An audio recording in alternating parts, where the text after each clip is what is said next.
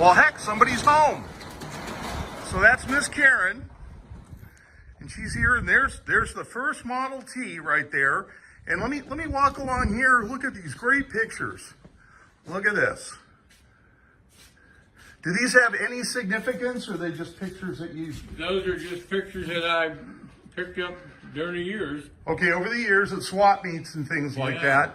And we're going to come down here and... Now, Karen was into Cushman scooters. That's how you guys met, right? Yeah, that's how we met. And where was that Cushman meet at, that you met at? McPherson. First one is McPherson. McPherson, we're talking McPherson, Kansas, right. Where they have the college, and we're going to come over here, and so we've got some Cushmans here. And is that you, Karen? Yeah, that's the Cushman Highlander that I qualified, got my motorcycle license riding that one. Wow. So what year did you guys meet? Oh, 2010. So this is the 2011 meet. Yeah. In Hutchinson. Right. And we got a bumper there. We got some stuff. So we're going to start over here on this wonderful car. And Bud's going to tell us about this car. Let me walk around here and get a shot here. Let me just do a walk around, because this would almost be, I guess it's a Speedster, Bud? Yeah, it was put together as a 1921 Speedster. That was a 21 Speedster, It was okay. used in the Mary White movie. Mary White movie. Which was the daughter of William Allen White, a Pulitzer Prize winner, statesman, and editor of the Emporia Gazette. Emporia, Kansas. Mm-hmm. Now, where did they film that movie? In the Emporia area. Really? So it was filmed on location for authenticity. So how did you come by to acquire this car? I found this car and two others in the museum. Really? Council Grove, yeah. You found this in Council Grove? Yeah. Is that in Iowa? No? Oh, Kansas. Council Grove, On Kansas. Highway 56. Okay, so it was in this little museum. Was this a public museum? Oh, yeah. Okay, and were they for sale? Not initially. Okay. They got talked into it. Who talked him into I that? think I did. You think you did? I think I did. And we've got some straps here on the engine. Can you tell us anything special that we see on this side? Not really, except it's got a modern distributor and a 12-volt alternator. Okay. And it's got a very unique air cleaner there. Right, I like that. And it's paper. Yeah. Okay, I like your formats here. You gotta squeeze it real hard. Oh, just on that before, man. Oh. That's a horn. Now this is your coil box?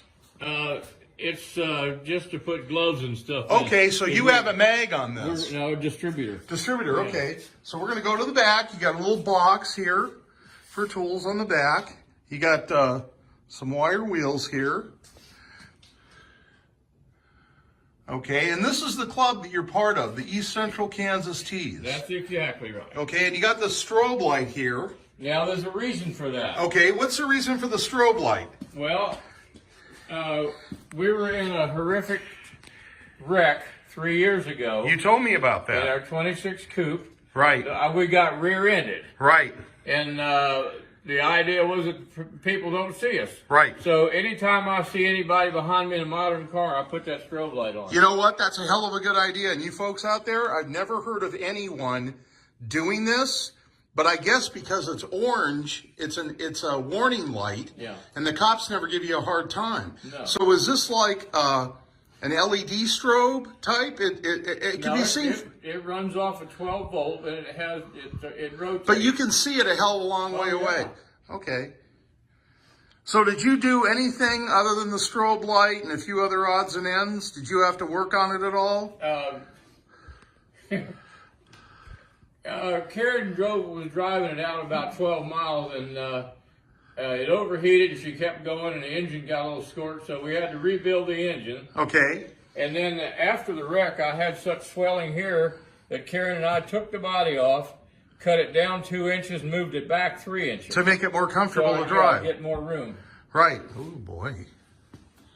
Now, did you come up with that handbrake? No, That modification? That's an old accessory. That's an old period accessory. Yeah. And you can reach it a whole lot easier than trying to crawl underneath there and reach something else. Okay. Now, this car over here. This How long have you had this car for? We've had this 3 years. Probably about 5. About 5 years. Thank goodness Karen's here because Bud doesn't know what the hell is going on. Karen, if I did a quiz right now and I asked Bud when he got married, do you think he would get it right the year? Yeah, he would. Okay, he would. I think okay. I probably told you the wrong year that we met, because we met in 2006. 2006. Even I goofed up on that one. Okay, all right. So now you've had this car like 5 years. Now, where did you guys get this car? This was a barn find, and we found it. A dealer had it down in Chanute, Kansas. Now, you say a dealer. Were you talking about a full-fledged retail car dealer? Yeah. He mainly sold used vehicles. Okay.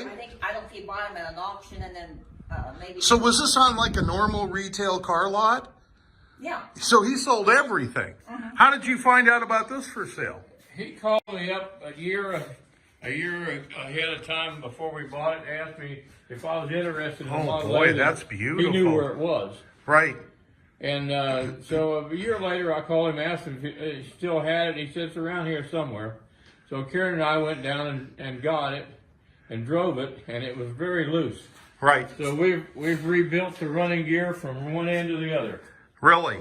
Now, does this have anything in the way of a Ruckstol or Rocky Mountain brakes? No. It's just a stock. Model A this is a Model A. Right. And it has mechanical brakes and all. Oh, 4 okay. wheels. This is a Model A. So is this a 31? It's a 29 Briggs. 29 Briggs. Yeah. Briggs motor? No, Briggs body. Briggs body. That's why I didn't recognize the body. It kind of looks like a T. It doesn't really look like an A. It are. Yeah. You need to check out the license plate on this, Jim. Do you have it on the front too or just the back? On the back. Okay, let's come around.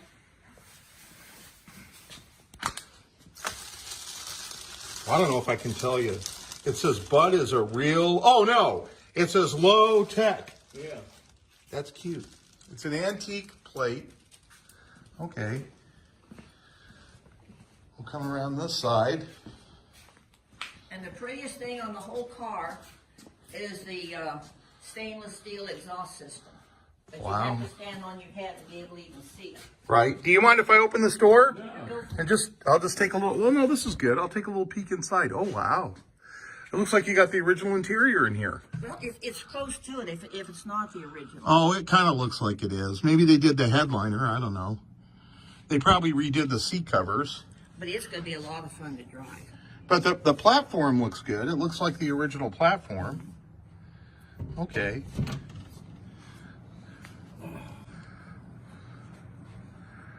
We went all through this, Jim.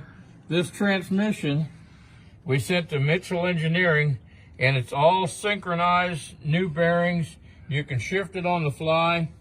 It also has a dipstick on the side of the transmission. Wow, to check the fluid Check the level. grease, yeah. Wow. Wearing an Optima battery.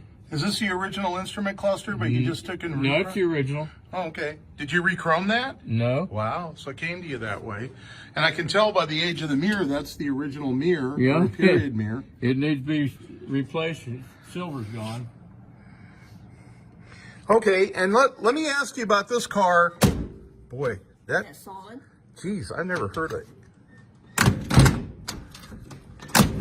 That's the way you're supposed to shut those doors. Look how much room there is on the back seat of this, Jim. You know, you could go. Oh, shopping wow, for that's a groceries. heck of a lot of room. You could shop for a grocery. Well, you could get in and out of that quite comfortably. Oh yeah. Okay, so let me ask you about this car over here because you got a body you said you were working on. This one here? Yeah. Well, You don't have to take the covers off. Just tell us what that is, what you're working on. Well, it's the chassis for this body, Right. which is it's going to be a 1916 Roadster pickup. Oh, really? So you got the body here. You've already painted it. Yep. Okay. Wow. And then here we've got some signs for Model T parking.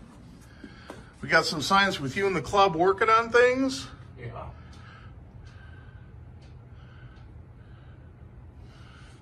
Jim, have you been up to the museum? You Yes.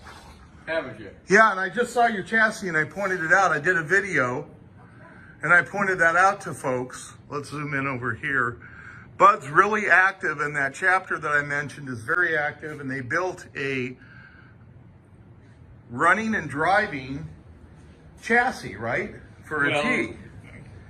Here's a picture of it. Okay, It's a cutaway chassis. a cutaway chassis, but you've actually donated 2 chassis, right? Well, one of them was a driving simulator. Right. So you've donated a driving simulator, and then this I saw at the museum. Uh-huh. So But this is complete cutaway. right. Engine, transmission, differential. I think that's in the annex. It is. Okay. Is this one of your cars on the vintage Ford cover? Right here? No. Just a cover that you like. These are actually a painting by Richard Eagle. Okay, that's one of his paintings. Now this is this car here. When I first got it, it had a monocle. Okay, And monocle windshield. And no windshield. That's the Speedster that we're looking Yeah. at. And Karen and I put the windshield on there because Right. she didn't like bugs on her teeth. Right. Okay, so this is their garage. I'm going to show you some more pictures here. And then we're almost on 12 minutes, so I'm going to wrap it up. And do you guys have any tours coming up that you know of? Well, not really. We're kind of between a rock and a hard place on the tour, not knowing what's going to be open because of the virus. It's still messing us up. Right. And hopefully one of these days we can get out and drive them till the wheels fall off. That's They right. get That's the lost car on. we were in a wreck with. This one right Yeah, here. 26 coupe. And it's no longer with us. No. And this picture down here is some of our club members as we were building that cutaway chassis. Wow. And that's one, you can see that cutaway chassis, folks, on display at the Model T Ford Club of America. It's in the annex. Watch for a video. I'm going to repost my interview that I did with them at the request of a friend of theirs that stopped by. So that'll be within close proximity of this one.